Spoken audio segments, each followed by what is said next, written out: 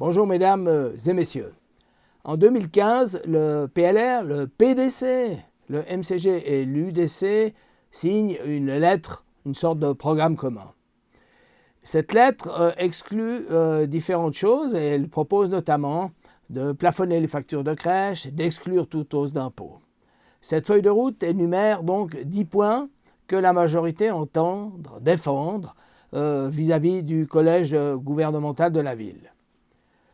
Elle exclut toute hausse d'impôts jusqu'en 2020. Une baisse, mesdames et messieurs, grâce au MCG, a même été possible.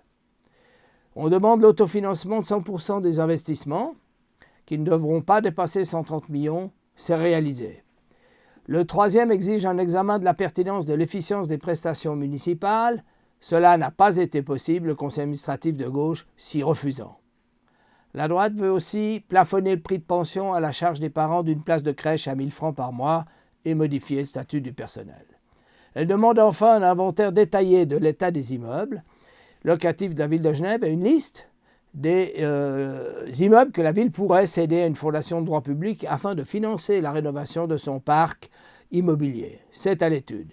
Après 5 ans de travail commun et la signature d'une plateforme commune, le PDC trahit ses alliés, PLR, UDC, MCG, et préfère tenter de conserver son siège à l'exécutif avec l'appui de la gauche, plutôt que d'aider ses partenaires à en conquérir un second siège au conseil administratif. Cette majorité, elle a aussi permis l'augmentation des postes d'APM, la baisse du tarif des places de crèche, ou encore le financement à l'année des lieux d'accueil pour les sans-abri, avec le vote de plusieurs crédits supplémentaires.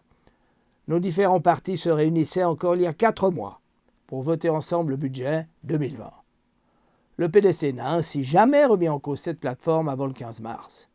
Nous n'oublierons pas cette ingratitude et cette trahison après 5 ans de travail commun. Le PDC décide aujourd'hui de jeter cela et de se rapprocher de la gauche. Le 5 avril, mesdames et messieurs, votez Simon Brand, Luc Bartassa, Daniel Sormani, Christo Ivanov pour faire contrepoids aux 4 candidats socialos et verts.